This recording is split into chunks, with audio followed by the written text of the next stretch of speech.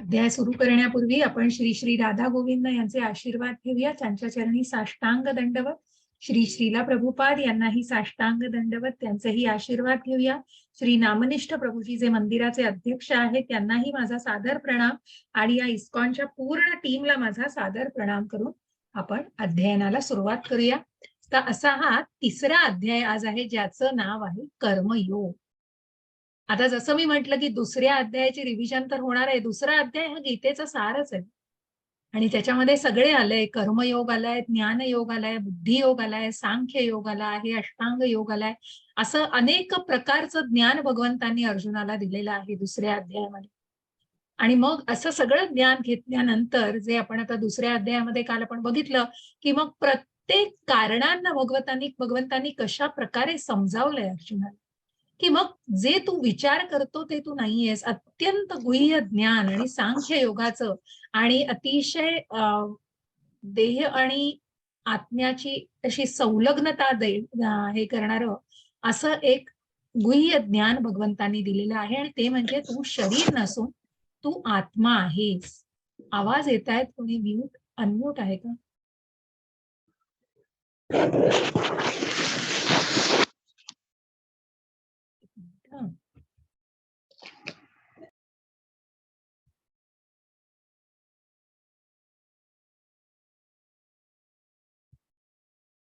Hand raise केलेल्यानी please, तुम्हाला अध्यायाच्या शेवटी मी नक्की वेळ देईन. आता मला प्रश्न घ्यायचे नाहीये कुठले, तर नक्की मी तुम्हाला 10 मिनिटं देत असते, तेव्हा तुम्ही प्लीज विचारा. ऋतू माताजी.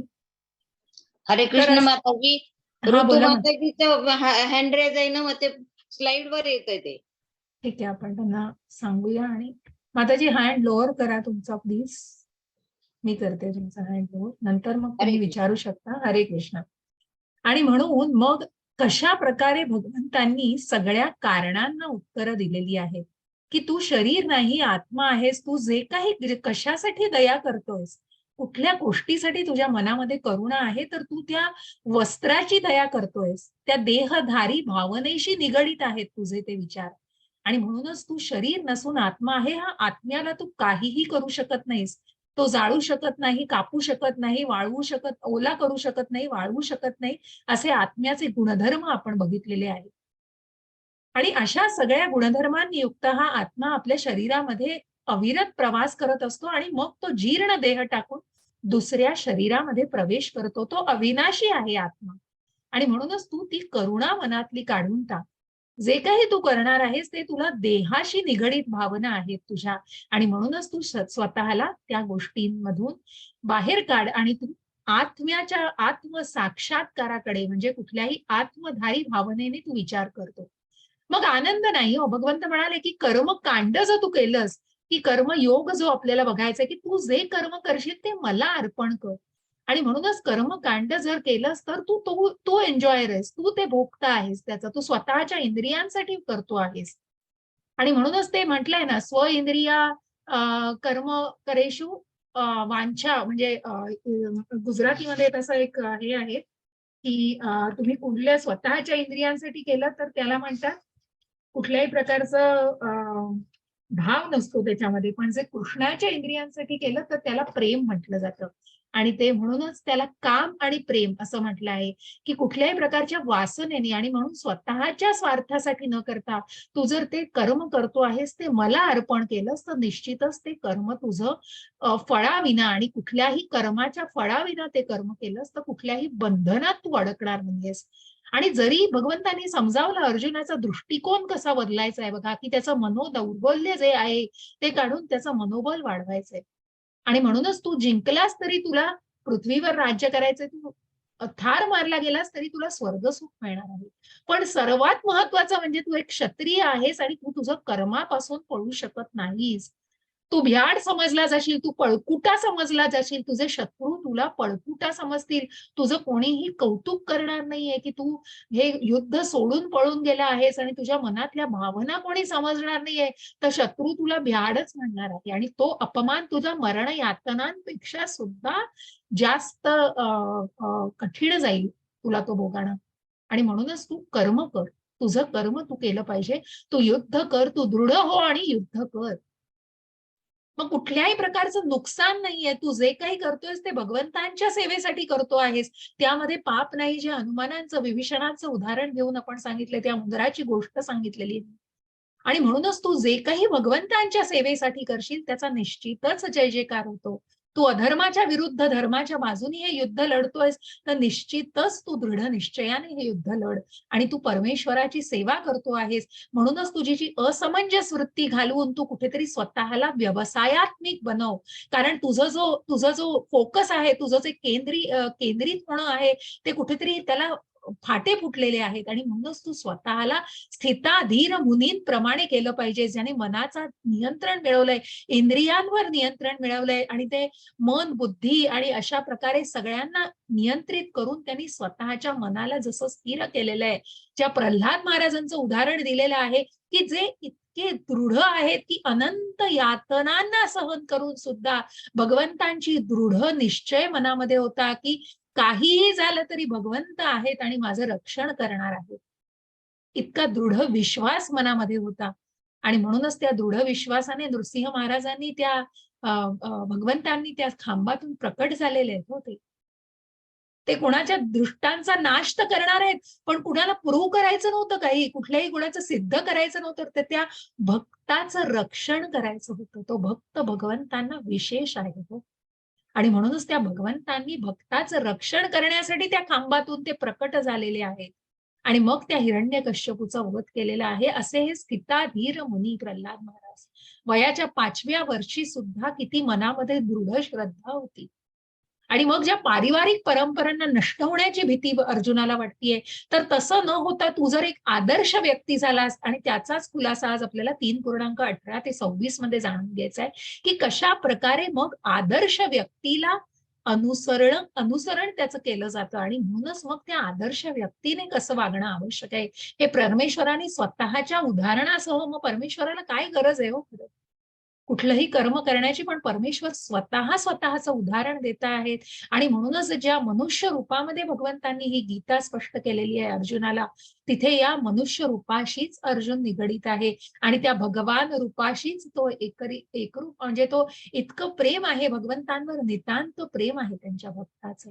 आणि अशा या पारिवारिक परंपरेबद्दल आज आपण निश्चित जाणून घेऊ. मग या सगळ्यामध्ये कुठेतरी जे ब्लॉकेज आहे, याचे अडथळे आहेत, ते म्हणजे काम वासना, जी कुठेतरी रोखतीये. 4 पावलं पुढे गेलं तरी का मागे होतोय? काय अडथळे आहेत? का ते पापी गोष्ट आणि का चुकीच्या गोष्टी करायला धचतोय आपण? माहिती असून त्या खड्ड्यात पडतोय. का पडतोय? कारण कुठेतरी वासना आहे. ही जी भौतिक सृष्टी आहे, त्याच्यातला हा जो काम, क्रोध, लोभ या मायेच्या नियंत्रणाखाली आपण आलेलो आहोत. ही माया देखील भगवंतांचीच आहे हो. ही मोह माया देखील भगवंतांचीच आहे. आणि म्हणूनच ती इतकी स्ट्रॉंग आहे. आणि म्हणूनच इतकी सशक्त असल्यामुळे आपण त्याला तोडणं. म्हणूनच भगवंतांनी सांगितलंय, ball is in your court. भगवंतांनी ही भौतिक सृष्टीही बनवली आणि आध्यात्मिक सृष्टीही त्यांचीच आहे हो. आध्यात्मिक जगाची निर्मितीही त्यांनीच केली आहे. हे ज्ञानही त्यांनीच दिलंय. मग तुम्हाला काय घ्यायचंय हे तुम्ही ठरवायचंय. भगवंत कुठलीही सक्ती करत नाहीये हो.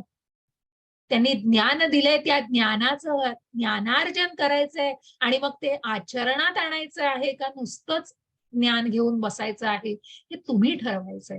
आणि म्हणूनच आपल्याला या पुढच्या अध्यायामध्ये आज आपल्याला कर्मयोग जाणायचा आहे. मग ते त्याग की कर्म. मग अर्जुन पुन्हा संभ्रमच झालाय हो. अर्जुनाचे प्रश्न संपतच नाहीयेत 18व्या अध्यायापर्यंत. कारण कुठेतरी युद्धच करायचं नाहीये मनामध्ये.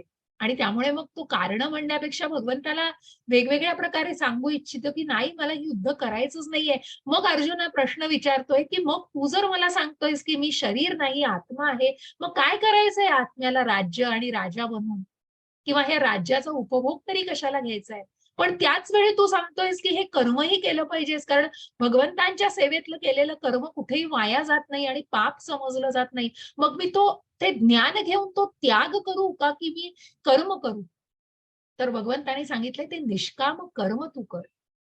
ज्ञानयोग नक्की श्रेष्ठ आहे, पण ते ज्ञान घेऊन संन्यास नाही घ्यायचा आहे. त्या ज्ञानाचं आचरण अशा प्रकारे करायचंय की भगवंतांना ते कर्म अर्पण करायचंय. आणि म्हणून त्या फळाविना ते कर्म करायचंय. मग ते कर्मकांड की तुझ्या स्वतःच्या इंद्रिय तृप्तीसाठी केलो तारो नाम काम छे, पण इंद्रिय भगवंतांच्या कृष्ण इंद्रियो वांछा करो तारो नाम प्रेम छे. आणि म्हणूनच मग ते प्रेमाचं रूपांतर असतं. जर ते कर्मयोग, बघा याच्यामध्येच अर्थ दडलेला आहे. कर्मयोग जे कर्म तुम्हाला भगवंतांशी जोडतंय, जो योग आहे तो योगासन आणि फक्त फिजिकल ऍक्टिव्हिटी नाही हो, तेही आपल्याला जाणायचंय 6व्या अध्यायात.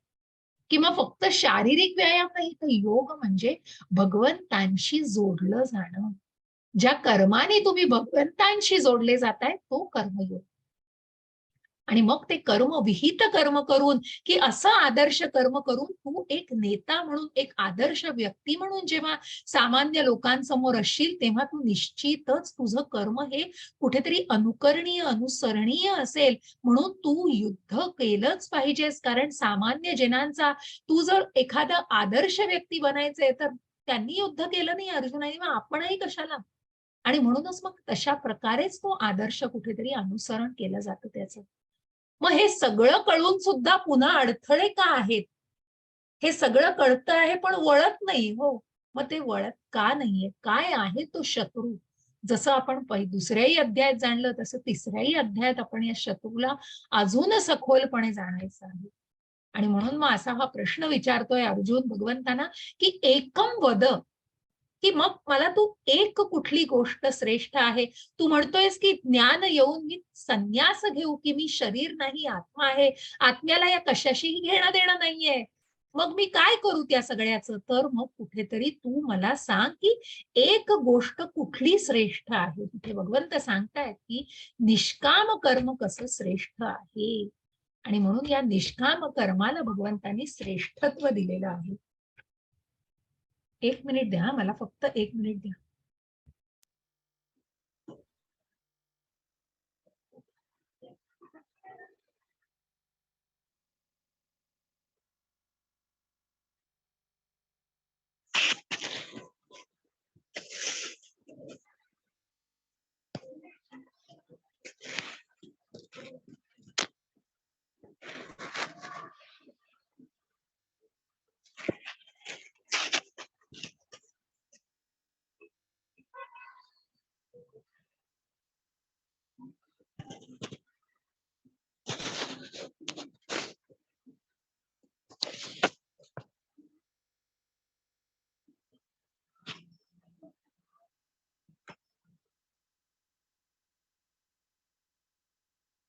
दर्शनीकडे कशासाठी हाक मारू लागला?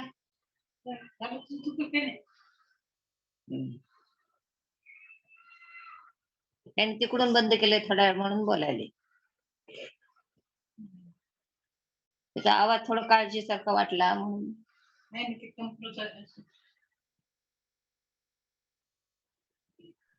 हरे कृष्णा, सॉरी ना, एक कॉल आला होता मला, महत्वाचा कॉल होता.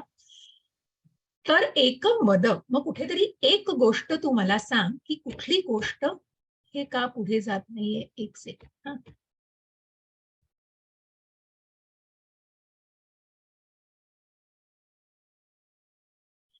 आणि म्हणून मग कुठेतरी भगवंत म्हणतायत की इंद्रियांवर कंट्रोल करायचा, इंद्रियांना नियंत्रित करायचं आहे.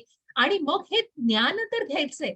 हे ज्ञान कशा प्रकारे घ्यायचंय की मी शरीर नाही आत्मा आहे, या आत्म्याला कशाशीही घेणं देणं नाहीये, कारण कुठल्याही इंद्रिय वासनेंना कुठेतरी नियंत्रित करायचं आहे.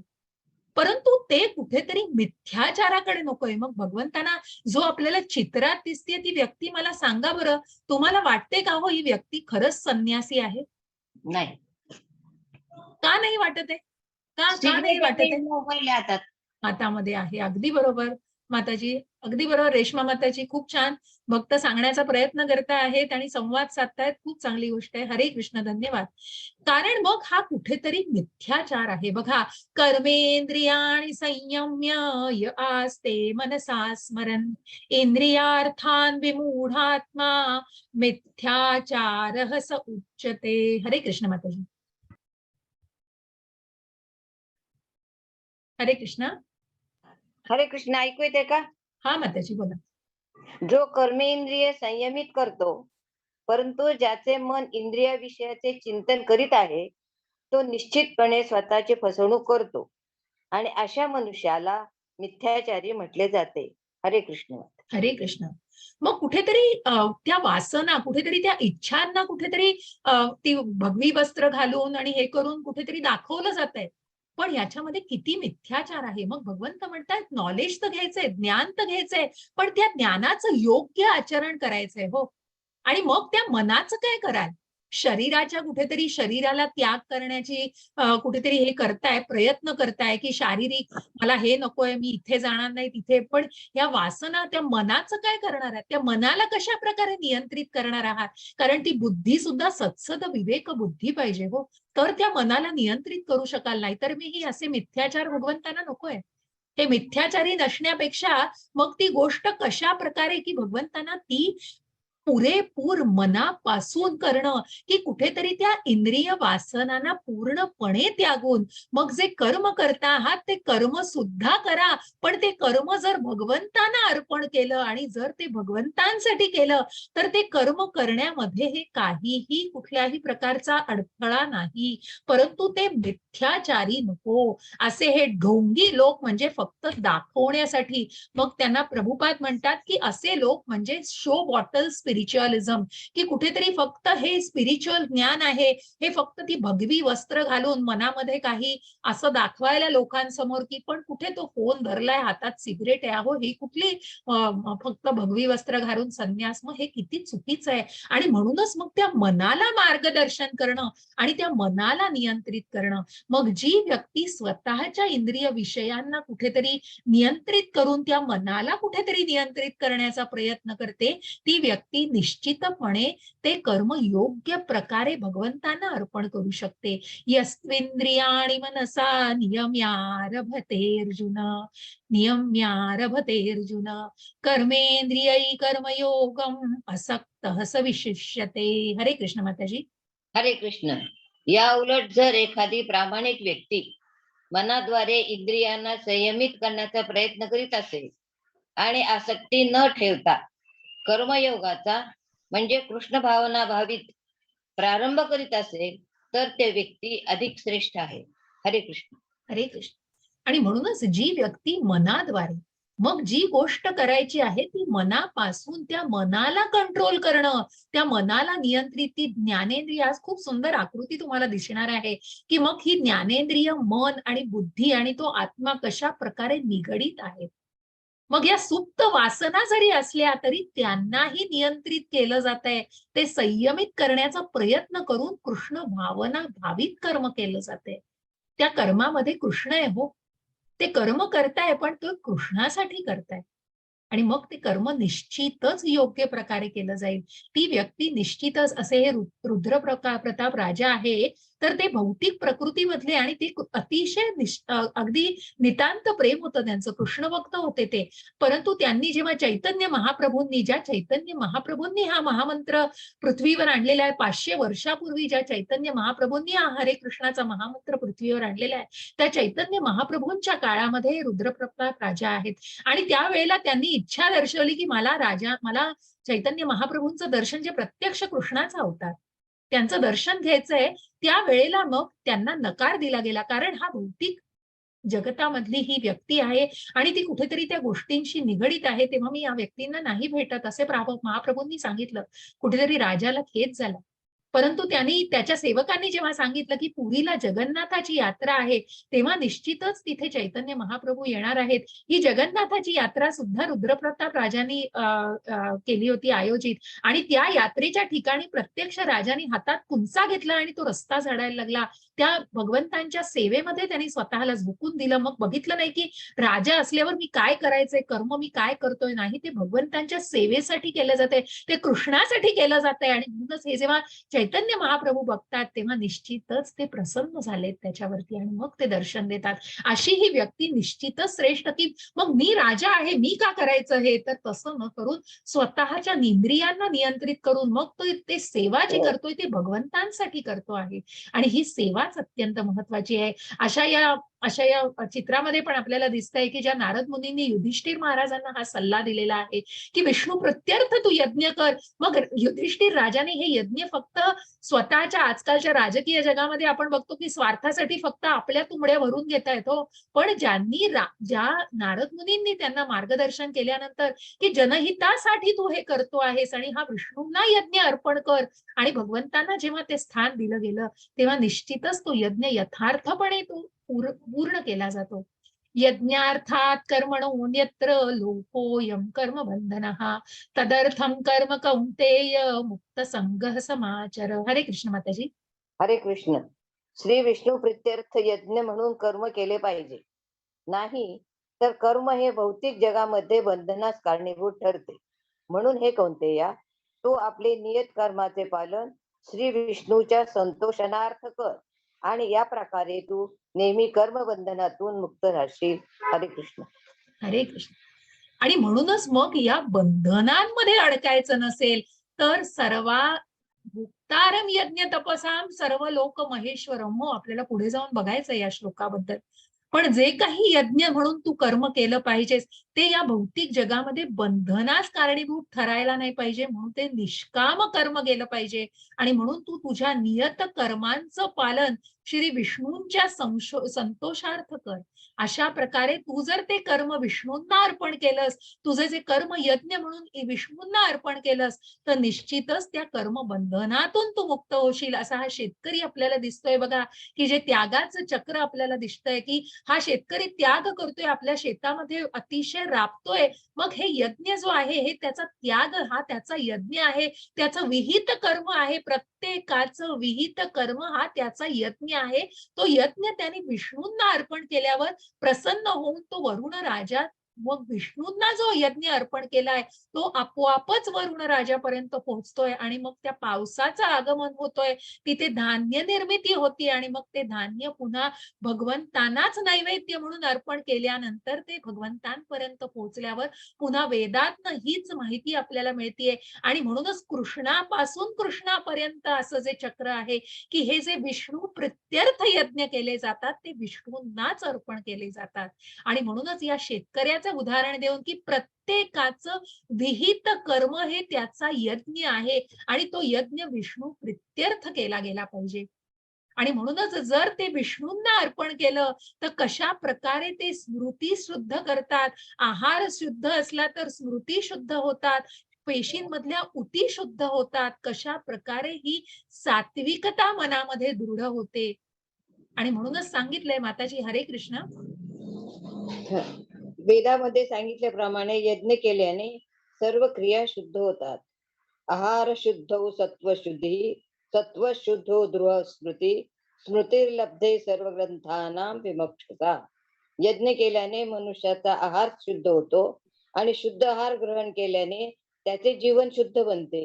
जीवन शुद्धतेमुळे स्मृतीतील अतिसूक्ष्म ऊतीचे शुद्धीकरण होते आणि जेव्हा स्मृती शुद्ध होते तेव्हा मनुष्य मोक्ष मार्गाबद्दल विचार करू शकतो आणि या सर्वाची परिणिती वर्तमान समाजासाठी अत्यावश्यक असणाऱ्या कृष्ण भावनेमध्ये होते. हरे कृष्ण माता. हरे कृष्ण. जसं इथे या चित्रात आपण बघितलं की मग ज्या यज्ञात मग वेदात सांगितल्याप्रमाणे हे यज्ञ की जे विहित कर्म आहे ते आपला यज्ञ जर तुम्ही विष्णूंना अर्पण केला तर तो आहारही शुद्ध होतो आणि तो आहार शुद्ध झाला की जीवन शुद्ध बनतंय.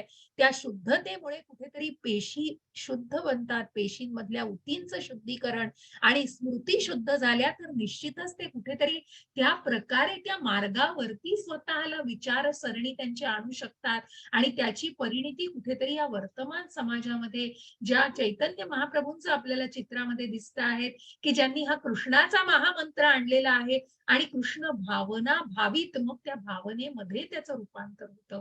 आणि म्हणूनच समाजासाठी अत्यावश्यक असणाऱ्या कृष्ण भावनेमध्ये त्याचं रूपांतर होतं. म्हणून प्रत्येक यज्ञ हा विष्णूंना अर्पण केला जातो. हरे कृष्ण माताजी. हरे कृष्ण. भगवत भक्त हे सर्व प्रकारच्या पापातून मुक्त होतात, कारण ते सर्वप्रथम यज्ञाला अर्पण केलेले अन्न ग्रहण करतात. इतर लोक जे आपल्या स्वतःच्या इंद्रिय भोगाकरिता भोजन बनवतात ते खरोखर केवळ पापच भक्षण करतात. हरे कृष्ण. हरे कृष्ण. मग ती कृतज्ञता कुठे आहे? आणि म्हणूनच एखादा वैष्णव, एखादा भगवत भक्त की जो अत्यंत जवळचा भक्त आहे भगवंतांचा, तो ते अन्न भगवंतांना दाखवल्याशिवाय ग्रहण करणार नाही. कारण तो नैवेद्य प्रथम भगवंतांना दिला जातो, कृतज्ञता व्यक्त केली जाते आणि मग जेव्हा त्याचं ग्रहण केलं जातं तेव्हा निश्चितच ते योग्य पद्धतीने असतं. पण स्वतःच्या इंद्रिय तृप्ती करता फक्त ते भोजन जेव्हा ग्रहण केलं जातं तेव्हा ते पापयुक्तच भोजन असतं आणि निश्चितच त्याचा पापाशीच संबंध, म्हणजे कुठेतरी ते कर्म पाप कर्मामध्ये गणलं जातं. हरे कृष्ण. सर्व प्राणी मात्र अन्नधान्यावर जगतात, जे पावसापासून उत्पन्न होते. पाऊस यज्ञापासून उत्पन्न होतो आणि यज्ञ विहित कर्मापासून होतो. हरे कृष्ण माताजी. असं हे विहित कर्म आपण शेतकऱ्याचं बघितलं आणि म्हणूनच मग जो काही यज्ञ आहे त्या शेतकऱ्याचा यज्ञ, त्याचं विहित कर्म हे निश्चितच तिथे राबणं आणि त्याग असं होतं. त्या त्यागाचं चक्र बघितलं. त्याचप्रमाणे हा वैष्णव भक्त बघा कशा प्रकारे हा जो कलियुगाचा यज्ञ आहे, जो कलियुगाचा महामंत्र आहे तोच आपला यज्ञ आहे. हरे कृष्ण कृष्ण कृष्ण हरे हरे, हरे राम राम राम हरे हरे. आणि म्हणूनच या कृष्णाचा जो महामंत्र आहे त्याचं जे कीर्तन केलं जातं आहे त्या प्रकारे ते भगवंतांपर्यंतच अर्पण केलं जातं. अशा या पंचतत्व मंत्राचा मंत्र जे सुरुवातीला आपण म्हणतो तो यज्ञ ही संकीर्तन प्रायैर यजंती ही सुमेधसः.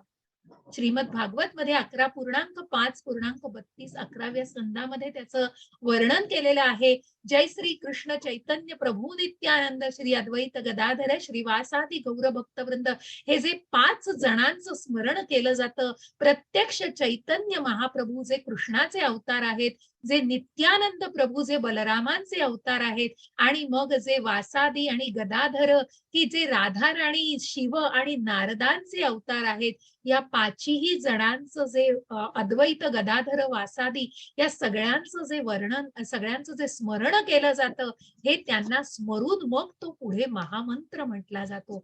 या पंचतत्व मंत्रामधून या 5ही महात्म्यांचं स्मरण केलं जातं आणि मग या महामंत्राला सुरुवात केली जाते. यज्ञानाम जप यज्ञोस्मी, जो कलियुगाचा यज्ञ आहे तो हा हरे कृष्णाचा महामंत्र आहे. आणि म्हणूनच हरे कृष्ण माताजी. हरे कृष्ण. म्हणूनच कर्मफलावर आसक्ती न ठेवता मनुष्याने कर्तव्य म्हणून कर्म केले पाहिजे. कारण अनासक्त होऊन कर्म केल्याने त्याला परमेश्वर प्राप्ती होते. हरे कृष्ण माता. हरे कृष्ण. असे हे श्रीराम प्रभुपाद आपल्याला दिसत आहेत.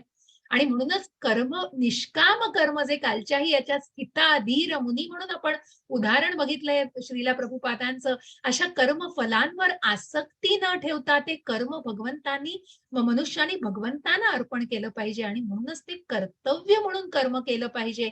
अनासक्त होऊन कर्म केल्याने परमेश्वराच्या स्वभावाची निश्चितच प्राप्ती होते. आणि मग जे कारण आपण काल घेतलं, यद्यदाचरती श्रेष्ठ तत्तदेवेतरो जनः सयत् प्रमाणं कुरुते लोकस्तदनुवर्तते. हरे कृष्ण माताजी. हरे कृष्ण. श्रेष्ठ व्यक्ती जे जे करते त्याचे अनुसरण सामान्य जन करतात. आपल्या अनुसरणीय कृत्यानी ती जे जे आदर्श घालून देते त्यानुसार सारे जग कार्य करते. हरे कृष्ण. हरे कृष्ण.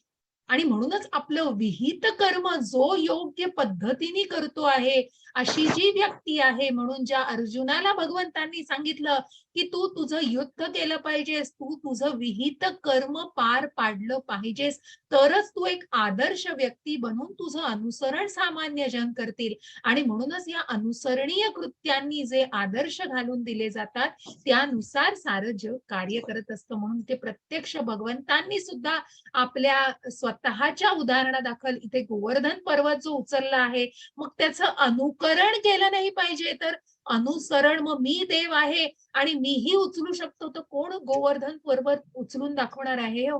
मग जो स्वतःलाच देव, ज्या मायावादी आणि ज्या तत्ववादी आणि ज्या सो कॉल्ड आपण म्हणतो ना, जे तत्वज्ञान ज्यांच्याकडे आहे, अशी जी लोक ज्ञानाने, कुठल्या ज्ञानाने परिपूर्ण असतात, मग ते कुठेतरी अज्ञानात गणलं जातं. आणि म्हणूनच मग त्या घराणेशाहीचा नाश का होणार नाहीये, कारण प्रत्येकाने जर विहित कर्म केलं तर कुठल्याही प्रकारे अमाप लोकसंख्या उगीच होणार नाहीये, तर ते वर्णाश्रम पद्धतीने केलं जाणार आहे. त्याबद्दल आपण जाणणार आहोत. हरे कृष्ण माताजी. मी जर नियत कर्म केले नाही तर ते सर्व ग्रहलोक नष्ट होऊन जातील. अनावश्यक लोकसंख्या उत्पन्न करण्यास मीच कारणीभूत होईल आणि त्यामुळे सर्व प्राणी मात्राच्या शांततेचा मी विनाशक होईल. हरे कृष्ण माता. हरे कृष्ण. जर भगवंत म्हणतायत हो, भगवंत सगळ्या ऐश्वर्याने परिपूर्ण आहे. म्हणून भगवंत प्रत्यक्ष स्वतःचा उदाहरणादाखल सांगतायत की जर प्रत्येकाने आपलं कर्म जर केलं नाही, जर मीही अशा प्रकारे माझं नियत कर्म केलं नाही, तर अनावश्यक लोकसंख्या मग ती वर्णाक्षर पद्धती कुठेतरी होऊन त्या लोकसंख्येमुळे शांततेचा विनाशकाला मी कुठेतरी कारणीभूत होऊन, म्हणूनच ही वर्णाश्रम पद्धती वर्णाश्रम पद्धती नसून मग या पद्धतीविषयी आपण जाणून घेऊया. हरे कृष्ण माताजी. नियत कर्माच्या फलामध्ये आसक्त असणाऱ्या अज्ञानी लोकांचे मन विचलित होऊ नये म्हणून विद्वान व्यक्तीने त्यांना कर्म थांबवण्यास प्रेरित करू नये. या उलट भक्ती मार्गाने कर्म करून त्याने त्या लोकांना म्हणजे कृष्ण भावनेच्या यथावश विकासासाठी काम करणारे सर्व प्रकारच्या कार्यामध्ये युक्त करावे. हरे कृष्ण. हरे कृष्ण. मग जे कोणी अज्ञानी लोक आहेत बघा, आदर्श व्यक्ती कशा प्रकारे बनू शकाल, तर तुम्ही असं डॉमिनेशन करून मग त्याचा अप्रोच पण शिकायचा आहे आपल्याला गीतेमधनं. जसं मी काल म्हटलं की एक शिष्य आणि गुरुचा अप्रोच आपल्याला कसा बघायचा आहे, कशा प्रकारे संवाद साधला जातोय. आणि म्हणूनच मग जे कोणी अज्ञानी आहेत याविषयी, त्यांना जर गुरु साधू शास्त्र मग एखाद्या उत्तम गुरुकडून मार्गदर्शन मिळालं, तर त्यांना जर असं सांगितलं गेलं की तू जे काही अन्नधान्य कमावलं आहेस ते भगवंतांना अर्पण केलंस, तर निश्चितच तुझ्या कर्माने तू योग्य प्रकारे तू वाटचाल करतो आहेस. आणि म्हणूनच त्यांना चुकीच्या मार्गाला किंवा त्यांना थांबवण्याचा प्रयत्न करण्यापेक्षा त्यांना योग्य दिशा दाखवणं हे त्या आदर्श व्यक्तीने केलं पाहिजे. ते काम भक्ती भावाने केलं पाहिजे. आणि म्हणूनच तिथे जर कृष्ण आला तर निश्चितच ते काम कृष्ण भावनेने केलं जातं आणि ते यथावकाश विकासासाठी ते सर्व कार्यामध्ये त्यांना गुंतवलं जातं. तिथे कुठेही मग त्याच्या परिणामांपासून पण कोणी वंचित होत नाही, कारण ते भगवंतांसाठी केलं जातं. हरे कृष्ण माताजी. मिथ्या अहंकाराच्या प्रभावाने मोहित झालेला आत्मा स्वतःला कर्माचा कर्ता समजतो, पण वास्तविकपणे प्रकृतीच्या 3 गुणांद्वारे कर्मे केली जातात. हरे कृष्ण. हरे कृष्ण. मग जी अज्ञानी व्यक्तीविषयी मी सांगतेय, विमूढात्मा, जो विमूढात्मा काय विचार करतोय, तर देहधारी भावनेने स्वतःच्या इंद्रिय तृप्तीसाठी की मला हे हवंय, मला ते हवंय आणि मीच हे केलंय, मीच हे बांधलंय, मी हे घर बांधलंय, मी हा ऑफिसला जातोय, नोकरी करतोय, कमावतोय आणि यांचं पालन पोषण करतोय. अहो पण तुम्ही काय, मग ते मूळ कुठून आलं? जे घर बांधताय म्हणतात तर माती विटा कुठून आल्या? मग स्वतःलाच त्या कर्माचा कर्ता समजायचंय, तर त्याच्या कर्माचे फळ आणि भोगही भोगा त्याचे. आणि म्हणूनच हा जो खोटा अहंकार आहे, हा कुठेतरी त्रैकाल, जसं मी म्हटलं की ज्या ज्या स्टेप्सनी भगवंतांना जाणलं जातं, मग ब्रह्म परमात्मा आणि भगवान इथे कुठेतरी ज्या प्रकारे त्रिगुणांच्या प्रभावाने भगवंतांना जाणलं जातं, की कशा प्रकारे ते भावना असतात आणि कशा प्रकारे ते विचार केले जातात. हे विचार हे त्रिगुणांच्या प्रभावाखाली असतात. मग ती सात्विकता असो, राजसिकता असो किंवा तामसिकता असो, पण ती कुठेतरी बंधनांमध्ये गुंतवतीये मनुष्याला. या भौतिक जगातल्या या ज्या काम, क्रोध, लोभ हे जे आपण बघतो आहे, आणि मग या त्रिगुणांचा प्रभाव या सगळ्यामुळे असल्यामुळे त्या प्रकृतीच्या 3 गुणांद्वारे ती कर्मे मनुष्याकडून केली जातात. जो स्वतःलाच कर्माचा भोगता समजतो आहे, तो कुठेतरी त्याचे भोग भोगायला सुद्धा त्याला कारणीभूत व्हायला लागतं. जर ते कर्म भगवंतांना अर्पण केलं नाही, तर त्या कर्माची फळही भोगा आणि त्या बंधनात स्वतःला अडकून घेतो मनुष्य. हरे कृष्ण. हरे कृष्ण.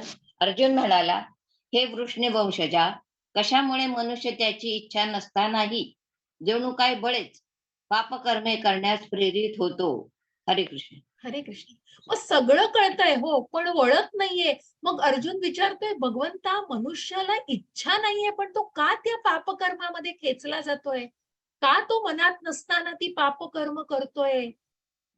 कारण त्याचा सर्वात मोठा शत्रू कोण आहे? अनिच्छन्न बलात् धूमेनाव्रियते वहिन् यथा दर्शो मलेन च यथोल्बेनावृतो गर्भस् तथा तेनेदमावृतम. हरे कृष्ण. हरे कृष्ण. ज्याप्रमाणे धुराने, अग्नी, धुळीने, आरसा आणि वारेने गर्भ वेष्टीला जातो, त्याचप्रमाणे जीव या कामाद्वारे विविध प्रमाणात आच्छादिला जातो. हरे कृष्ण. आणि म्हणूनच भगवंत म्हणतायत की सर्वात मोठा शत्रू हा काम वासना. ज्या प्रकारे धुराने, अग्नी, धुळीने, आरसा आणि वारेने गर्भ वेष्टीला गेलाय, आच्छादिला गेलाय, तसं हा मनुष्य, हा जो जीव आहे, हा कामाने आच्छादिला गेलाय, या काम वासनेने कुठेतरी आच्छादिला गेलेला आहे. आणि म्हणूनच मग ते कुठेतरी चेतो मार्जन दर्पणम, की कुठेतरी ती धूळ साफ करायची आणि त्याला स्वच्छ करायचंय. हो, कारण मग त्या त्रिगुणांचा प्रभाव इतका आहे की त्या मायेच्या आच्छादनाखाली स्वतःचं स्वत्व पण विसरून जे काही मार्ग अवलंबता येत आहेत त्यांनी त्या सगळ्या भोगांना फक्त उपभोगायचंय बस. मग तो कुठलाच इतर विचार केला जात नाही, कारण तो कुठेतरी सर्वात मोठा शत्रू म्हणजे ती काम वासना असते. आणि सेम वाक्य आहे तेच. आणि म्हणूनच हे अर्जुना, हरे कृष्ण माताजी. म्हणून हे भरतर्षभ अर्जुना, इंद्रियाचे नियमन करून पापाच्या या महान प्रतीकाचा म्हणजे कामाचा प्रारंभीच निग्रह कर आणि आत्मसाक्षात्काराच्या ज्ञानाचा विनाश करणाऱ्या या कामाचा वध कर. हरे कृष्ण. हरे कृष्ण. देहधारी भावनेने जो जगतो आहे तो निश्चितच स्वतःच्या इंद्रियांना इतकं जगतोय, इतकं स्वतःविषयी ते वाटणारं अत्याधिक कुठेतरी वासना आणि या सगळ्या पापाच्या या महान प्रतीकाचा जो काम आहे, हे जे प्रतीक आहे काम वासना, त्याचा तू प्रारंभीच निग्रह कर. म्हणून या ज्या स्टेप्स दाखवल्या आहेत ना, त्या कुठेतरी का रोखतायत हो? कारण ह्या प्रारंभी आहेत, पण ती द्वारं आहेत काम, क्रोध, लोभाच्या मार्गाने जाणारी, म्हणून त्यांना प्रारंभीच कुठेतरी रोखलं पाहिजे. आणि मग स्वतःला त्या आत्मसाक्षात्कारी भावनेमध्ये मार्गस्थ करून त्या ज्ञानाचा विनाश करणाऱ्या या कामाचा वध केला पाहिजे. मग त्या ज्ञानरूपी शस्त्राने या कामाचा वध केला पाहिजे. इंद्रियाणी पराण्याहुरींद्रियेभ्यः परम मनः मनसस्तु परा बुद्धिर्यो बुद्धे परतस्तु सहा. हरे कृष्ण माताजी. हरे कृष्ण. कार्य करणारी इंद्रिये जड प्रकृतीपेक्षा श्रेष्ठ आहे. मन इंद्रियापेक्षा श्रेष्ठ आहे व मनापेक्षाही श्रेष्ठ आहे तो आत्मा बुद्धीपेक्षाही श्रेष्ठ आहे. हरे कृष्ण. हरे कृष्ण. हरे कृष्ण. सांगण्याचा अतितार्थ इथे असा आहे की या जड प्रकृतीपेक्षा इंद्रिय श्रेष्ठ आहेत. मग या प्रकृतीपेक्षा मनुष्याची जी ज्ञानेंद्रिय कर्मेंद्रिय आहेत ती श्रेष्ठ आहेत. आणि या इंद्रियाच्या दोऱ्या ज्या आहेत त्या इंद्रियांना त्या मनाच्या दोऱ्यांनी कुठेतरी बांधलंय आणि या मनाच्या दोऱ्या या बुद्धीच्या हातात आहेत.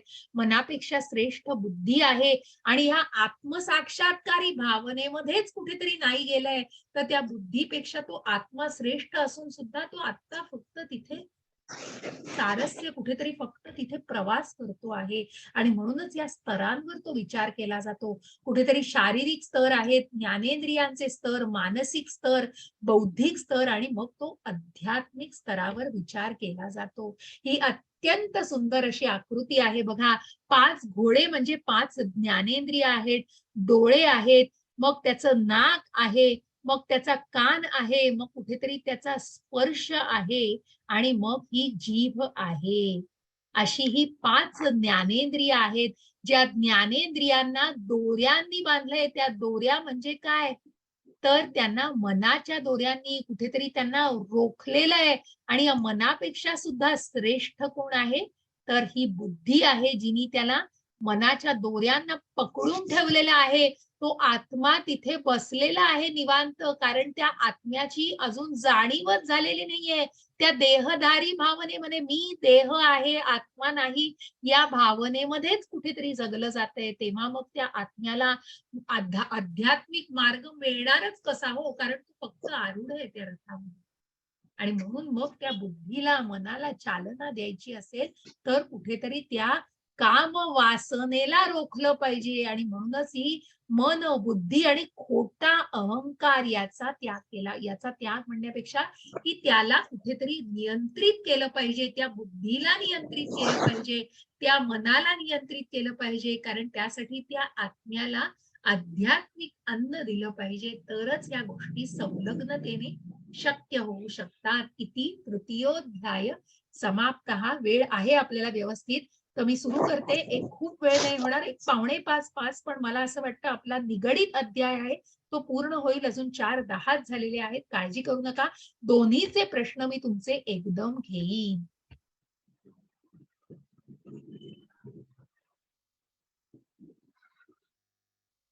चला.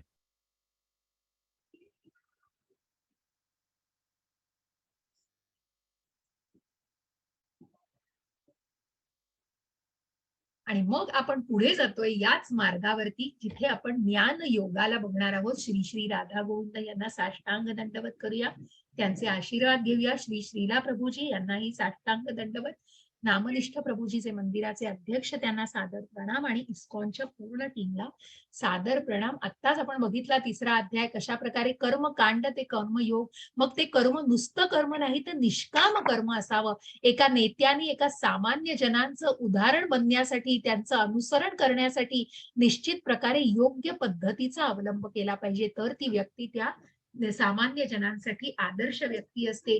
पण मग इतकं सगळं कळतंय, पण अर्जुन विचारतोय मग तरीही का पापी व्यक्ती बनल्या जात आहेत, तरी या जगामध्ये काय इतकं पाप भरलेलं आहे. आणि मग त्याचाच उपदेश करताना भगवंत म्हणतायत की ज्याप्रमाणे वारेला गर्भ पूर्णपणे आच्छादिला जातो आणि कशा प्रकारे, एक मिनिट,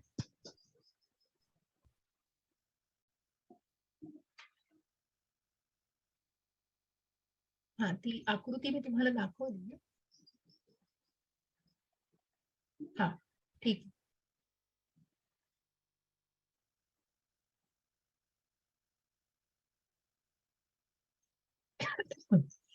तर ज्याप्रमाणे गर्भाला वारेने आच्छादिलं जातं, आकाशाला अग्नीला कुठेतरी धूर आच्छादितो, आणि ज्या प्रकारे आरशावर धूळ जमा झालेली असते, तसं चैतन्य चरितामृतात म्हटलंय चेतो मार्जन दर्पणम, की कशा प्रकारे तुम्ही त्या आरशाला स्वच्छ करू शकता, त्या मनाला मार्गदर्शन करायचंय हो, तरच तुम्ही त्याला आध्यात्मिक अन्न दिल्याशिवाय मग ती तो जो मन बुद्धी आणि अहंकार याला कुठेतरी नियंत्रित करायला मदत करणार आहात.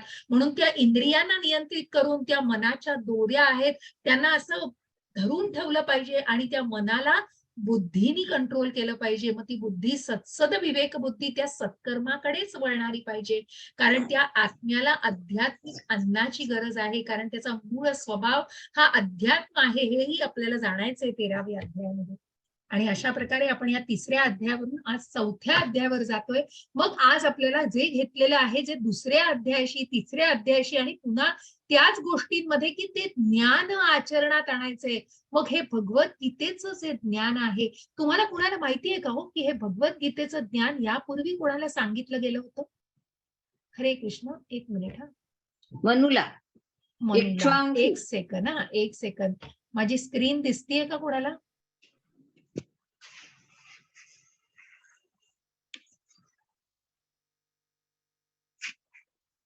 एक मिनिट हा.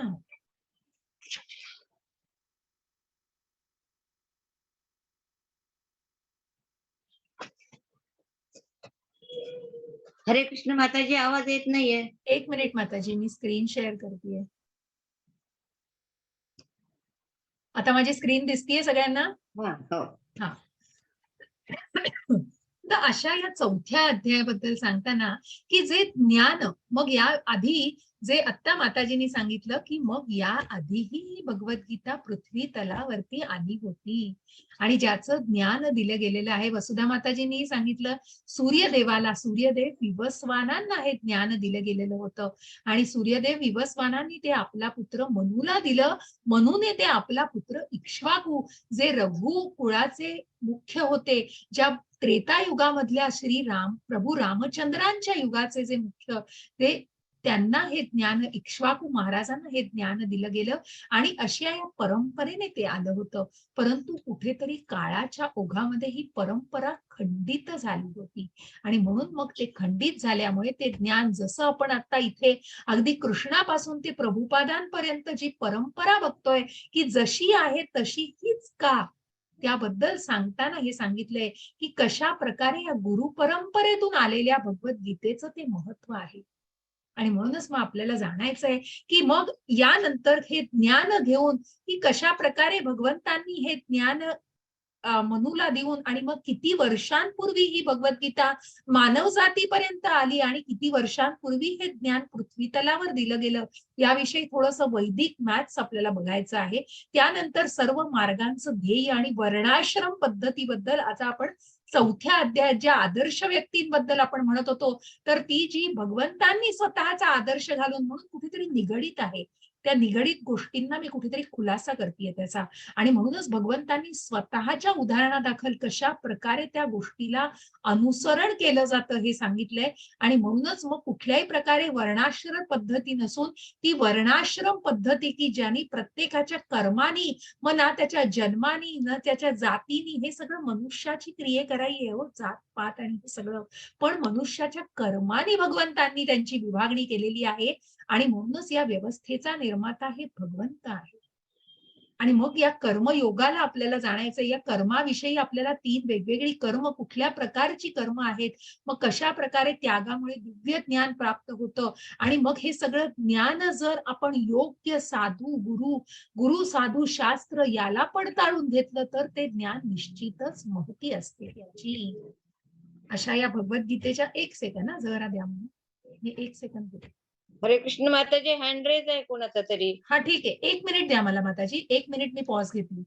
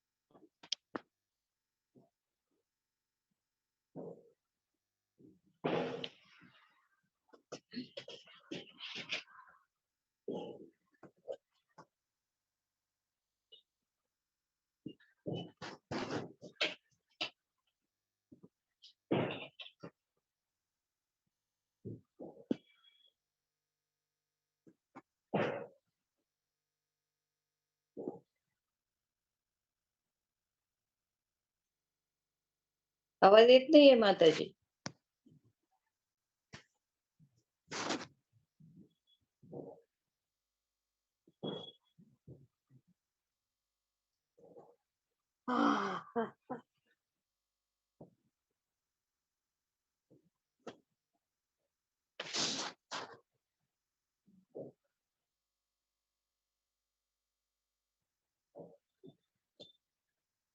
हरे कृष्ण, क्षमस्व. तर असा हा श्लोक मी वाचतेय पहिला. श्री भगवान वाच इमं विवस्वते योगं प्रोक्तवान हव्ययम् विवस्वान मनवे प्राह मनुरिक्ष्वा कवे ब्रवीत. हरे कृष्ण माताजी. हरे कृष्ण. भगवान श्रीकृष्ण म्हणाले, मी योगाचे हे अविनाशी शास्त्र सूर्यदेव विवस्वान यांना दिले होते आणि विवस्वानांनी ते मानव जातीचे पिता मनू यांना सांगितले होते आणि मनूने ते इक्ष्वाकुला सांगितले होते. हरे कृष्ण माताजी. हरे कृष्ण. अशा प्रकारे हे ज्ञान या परंपरेनुसार, जशा गुरु परंपरेनुसार आपण जाणलंय त्या प्रकारे भगवंत म्हणाले की मी हे योगाचं अविनाशी शास्त्र, की हेच ज्ञान भगवद्गीतेचं विवस्वानांना, भगवान सूर्यदेवांना दिलं होतं आणि त्यांनी मानव जातीचे पिता मनूला दिलं आणि मनूनी ते इक्ष्वाकू महाराजांना दिलेलं आहे. अशा प्रकारे पण ह्याचं काय झालं पुढे, का ही गीता पुढे आली नाही? एवं परंपरा प्राप्तम इमं राजर्षयो विदुः सकालेने महता योगे नष्टः परंतप. हरे कृष्ण.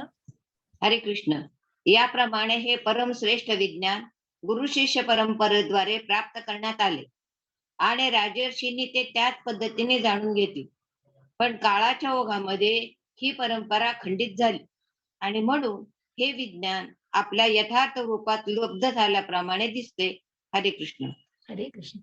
आणि म्हणूनच ही गुरु परंपरा, जसं आपण म्हटलं ना, कुठेतरी ती फोनची वायर कुठेतरी चार्ज होताना जर कुठेतरी खंडित झाली तर ते ज्ञान तसंच्या तसं आपल्यापर्यंत पोहोचू नाही शकत. तो चार्ज होत नाही फोन पूर्ण. त्याचप्रमाणे ही परंपरा इथे काळाच्या ओघामध्ये खंडित झालेली आहे आणि म्हणून ते ज्ञान तिथे लुप्त झालेलं आहे. म्हणून ते भगवद्गीतेचं ज्ञान आपल्यापर्यंत पोहोचलेलं नाहीये. आणि मग या परंपरा, मग भगवंतांच्या ज्या गुरु परंपरा, आपण ही जी गुरु परंपरा बघतोय, हे जे आपल्याला आहे ते गौडीय वैष्णव परंपरा, ही ब्रह्म गौडीय संप्रदायाखाली येते. ही जी वैष्णव संप्रदाय, वैष्णव परंपरा ही सगळी आहे प्रभुपादांची, तर ती आपली कुठेतरी ब्रह्म गौडीय संप्रदाय. मग हे जे संप्रदाय कुठले आहेत तर भगवान ब्रह्मांचे, श्री लक्ष्मी संप्रदाय, भगवान शिवांचे संप्रदाय, 4 कुमारांचे, ज्यापासून माधवाचार्य, रामानुजाचार्य, विष्णू स्वामी, निंबार्काचार्य असे हे परंपरा आहे त्या गुरूंच्या, आणि हे कृष्णापासूनच आलेले संप्रदाय आहे. अशी ही आपल्या वेदांमध्ये, आणि असा हा त्याचा अभ्यास आहे. खूप सखोल जात नाही आपण त्याच्या, परंतु त्याविषयी थोडंसं जाणून घेण्यासाठी मग आपल्याला भागवतामध्ये आणि इतर ईशोपनिषदांचा, उपनिषदांचा जेव्हा अभ्यास करतो आपण, त्याचं ज्ञान आपल्याला अजून सखोलपणे संप्रदायांचं घेता येईल. मग भगवंत, मग अर्जुनाला प्रश्न पडलाय हो, जो तुम्हा आम्हाला पडला का प्रश्न हा? काय प्रश्न पडेल हो भगवंतांजवळ अर्जुनाला? की मग भगवंत सांगतायत अर्जुनाला की असं असं ज्ञान लुप्त झालं आणि जे मी विवस्वानांना किती कोटी वर्षापूर्वी माहिती, आणि ते ज्ञान दिल्यानंतर अर्जुनाला प्रश्न पडलाय जो तुम्हा आम्हाला पडू शकतो. जो कुठला प्रश्न आहे बघा, समोर प्रश्न आहे.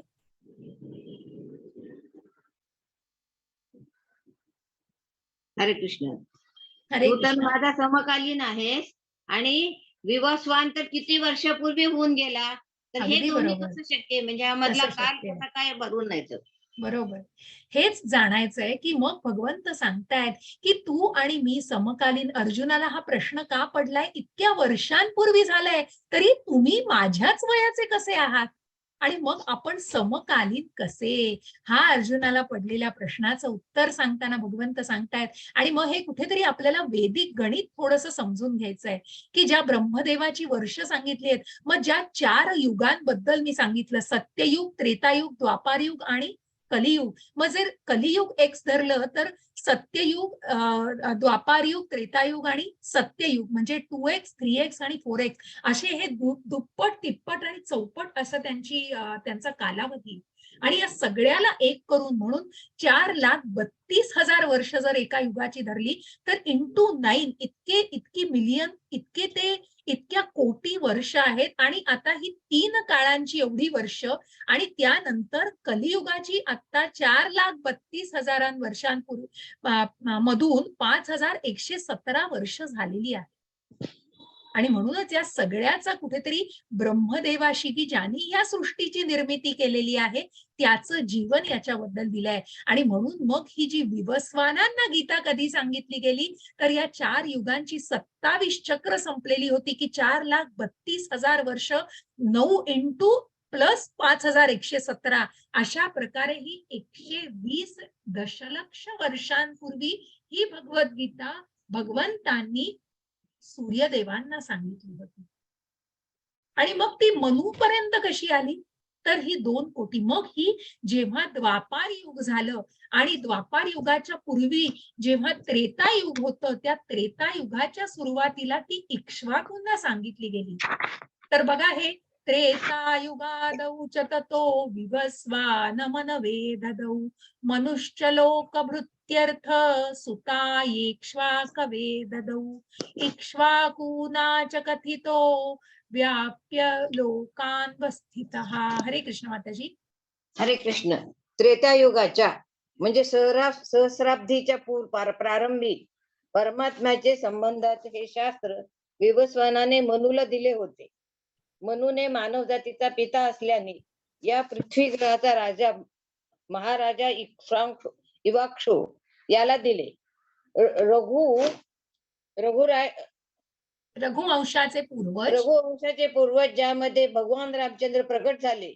म्हणून भगवद्गीता महाराज इक्ष्वाकूच्या काळापासून मानवी समाजात अस्तित्वात होती. त्रेता आणि द्वापार म्हणजे 5 गुणिले 43,32,000 म्हणजे 21,660 वर्ष.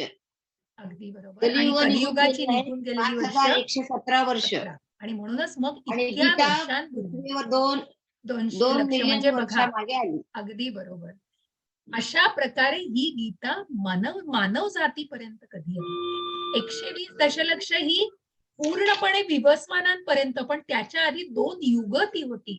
पण हे तिसरं युग जेव्हा त्रेतायुग जेव्हा आहे त्या दुसऱ्या युगानंतर त्रेतायुगानंतर जेव्हा त्या इक्ष्वाकू महाराजांपर्यंत ती आली. मानव जातीचा पिता जो मनु आहे त्या मनुनी त्रेतायुगाच्या प्रारंभी म्हणजे प्रभू रामचंद्रांच्या युगाच्या प्रारंभी ही गीता इक्ष्वाकूंना दिली. म्हणजे ती मानव जातीपर्यंत आली. आणि मग त्याचं जे ज्ञान आहे ते भगवद्गीतेचं नाम 2 मिलियन इयर्स. म्हणजे अशा प्रकारे मग ब्रह्मदेवाचं कुठेतरी काळाचं कॅल्क्युलेशन केलं जातं की त्याचा 1 सेकंद किती आहे. 1 लाख वर्ष मग 60 लाख वर्ष 360 दशलक्ष अशा प्रकारे त्याचा 1 तास 1 दिवस म्हणजे पूर्ण 1 दिवस की आपले जे काही आपण म्हणू की ब्रह्मदेवाचा 1 सेकंद की जो पृथ्वीवरती 1 दिवस असेल तो ब्रह्मदेवासाठी 1 सेकंद असेल. कधीतरी पृथ्वीवर 1 दिवस पण नाही हो. म्हणजे ते पापणीने लवण्या इतकं त्याचं असं ते खूप वैदिक मॅथ्स आहे सगळं. आणि त्या वैदिक गणिताचं सगळं कॅल्क्युलेशन मी तुम्हाला ग्रुपवर पण पुन्हा संक्षिप्त स्वरूपात आहे त्याची ह्या स्लाइड्स मध्ये पण तुम्हाला समजेल. आणि प्लीज सगळ्यांनी तात्पर्य वाचा. त्याच्यामध्ये मी जे सांगितलं तेच अजून सखोलपणे दिलेलं आहे. तर सगळ्यांनी तो वाचण्याचा प्रयत्न करा. मग या भगवंतांचं समकालीन कसे. मग मला सांगा हो याचं उत्तर की तुम्हा आम्हाला आहेत का हो असे आपले पालक निवडण्याचा अधिकार. माताजी 1 मिनिट भक्तांना थोडासा विचार करू दे की मग तुम्हा आम्हाला आपण करतो का हो. का रेश्मा माताजी का नाही हो. तुम्हाला मला अधिकार नाहीये ना.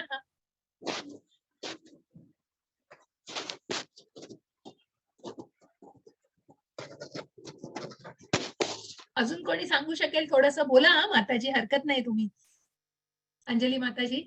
आपल्या प्रारब्धाप्रमाणे आपल्याला जन्म मिळतो. पण आपल्याला कुठली अशी सवलत नाहीये ना माताजी. आपण आपल्या आई वडिलांना आधीच बघितलंय आणि आधीच आपण ठरवून ठेवलेलं आहे असं तर आपण नाही करू शकत. कारण आपण या भौतिक जगामध्ये आहोत. आणि हाच मोठा फरक आहे. प्रत्यक्ष भगवंत सांगतायत की अजोपी सन्न व्ययात्मा भूतानाम ईश्वरोपी सन प्रकृतीं स्वामधिष्ठाय संभवाम्यात्ममायया. हरे कृष्ण. हरे कृष्ण. मी जरी अजन्म आहे आणि माझ्या दिव्य शरीराचा कधीच नाश होत नाही, आणि मी जरी सर्व प्राणी मात्रांचा ईश्वर आहे, तरी प्रत्येक युगायुगात मी माझ्या मूळ दिव्य रूपात अवतीर्ण होत असतो. हरे कृष्ण. आणि हाच मुख्य फरक जो आपण काल भौतिक आणि आध्यात्मिक जगाचा बघितला, की जे अजन्म आहेत, जे पुरुषोत्तम आहेत, असे हे परमात्मा हे जन्म घेत नाहीये, ते प्रकट होत आहेत. कारण ते प्रत्येक युगामध्ये प्रकट होत आहेत. ज्याला आपल्याला जाणायचंय, परित्राणाय साधूनां विनाशाय च दुष्कृतां धर्म संस्थापनार्थाय संभवामी युगे युगे. आणि म्हणूनच कशा प्रकारे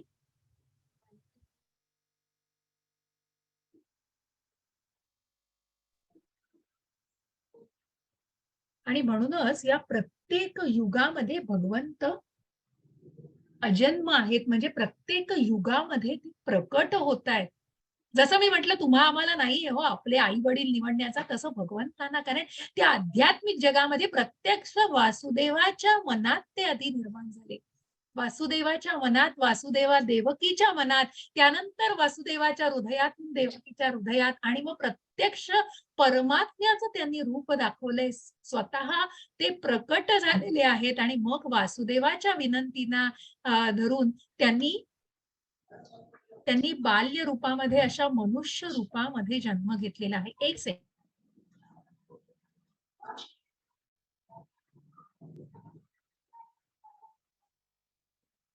फक्त गुलकंद थोडा तरी होईल एवढा. आणि म्हणूनच मग अशा प्रकारे ज्या ज्या कृष्ण भगवंतांनी जो अवतार घेतलेला आहे, त्या परमात्मा रूपामध्ये ते प्रकट झाले. आणि मग वसुदेवाने विनंती केल्यानंतर त्या बाल्य रूपामध्ये आपल्याला भगवंत इथे दिसतायत, ज्या मनुष्य रूपामध्ये त्यांनी देवकी मातीच्या गर्भातून जन्म घेतलेला आहे. अशा प्रकारे हे प्रकट झालेले आहेत. आणि म्हणून प्रत्येक युगामध्ये जे प्रकट होत आहेत बघा, यदा यदा हि धर्मस्य ग्लानिर्भवति भारत अभ्युत्थानम अधर्मस्य तदात्मानं सृजाम्यहम्. हरे कृष्ण माताजी. हरे कृष्ण. जेव्हा जेव्हा आणि जेथे जेथे धर्माचरणाचा ऱ्हास होतो आणि अधर्माचे वर्चस्व होते, त्यावेळी हे भारता मी स्वतः अवतीर्ण होतो. हरे कृष्ण.